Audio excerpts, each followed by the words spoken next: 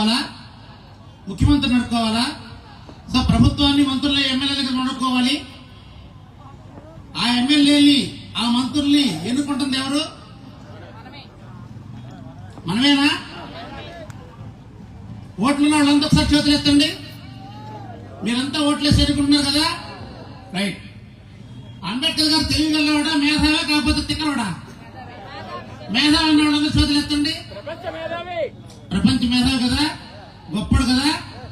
మరి అంబేద్కర్ గారు నలుగురు బిడ్డల్ని కోల్పోయి, తన భార్యను కోల్పోయి, ఈ యావత్ జాతికి ఎవడైతే అంటరాని వాడు ఉన్నాడో 21 సంవత్సరం నిన్న ప్రతి ఒక్కడికి ఓటు హక్కు కావాలి అని బ్రిటిష్ వాళ్ళతో పోరాడాడు, కాంగ్రెస్ వాళ్ళతో పోరాడాడు, ఆ రోజు హేమహేమిలతో అందరితో పోరాడారు.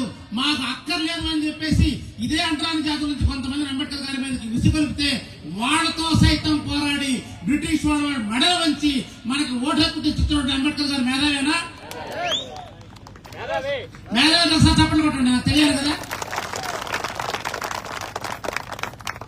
మరి ఆ ఓటు హక్కుని ఆయన రక్త మాంసాలు కరిగించి 24 గంటలు నిద్రాహారాలు మానేసి 2 సంవత్సరాల 11 నెలల 18 రోజుల పాటు భారత రాజ్యాంగాన్ని రచించి అందులో అంటరాని జాతులకు కావాల్సిన సర్వ హక్కులు కల్పించి, అవి ఎటువంటి హక్కులు అంటే వాడు రాజైనా, తమ్ముడైనా, రెడ్డైనా, ఇంకొకడైనా వాడు నీ సరసలు కూర్చునే హక్కు, వాడితో కలిసి చదువుకునే హక్కు, వాడితో కలిసి ఉద్యోగం చేసే హక్కు, వాడితో కలిసి పోటీ చేసే హక్కు, వాడితో కలిసి శాసనసభలో కూర్చునే హక్కు, వాడితో సమానంగా మంత్రివో ముఖ్యమంత్రివో అయ్యే హక్కు భారత రాజ్యాంగంలో కల్పించి ఆ రాజ్యాంగాన్ని కాపాడుకోవడానికి ఓటు అనే వజ్రాయుధాన్ని పోతే ఆ ఓటుని 500 రూపాయలకి, 100 రూపాయలకి, చీరలకి, ముక్కు పుడకలకి, బ్రాండ్ సీసాలకి, మందు బాటిళ్ళకి, బిర్యానీకి అమ్ముకుంటున్నా మనం అంబేద్కర్ వారసులవా లేకపోతే దద్దమ్మలవా? చెప్పండి అయ్యా. దద్దమ్మలైతే చప్పట్లు కొట్టండి అందరూ. Very good. నిజాన్ని ఈ రోజుకైనా ఒప్పుకున్నారు.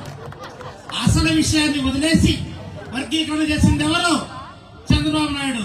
చంద్రబాబు నాయుడు కబడ్దార్ అంటాం. దేంతో అంటాం కబడ్దార్? ఏం చేద్దాం చంద్రబాబు నాయుడిని? రేవంత్ రెడ్డి కబడ్దార్. ఏం చేద్దాం? కోర్టులకు వెళ్దాం, వాయిదాల మీద వాయిదాలు వేస్తారు, న్యాయస్థానాలను ఆశ్రయిస్తాం. నీ దగ్గర ఓటు అనే వజ్రాయుధం ఉంది. ఆంధ్రప్రదేశ్ లో అదృష్టం కొద్దో దురదృష్టం కొద్దో అత్యధిక ఓటు శాతం కలిగినటువంటి మాలలు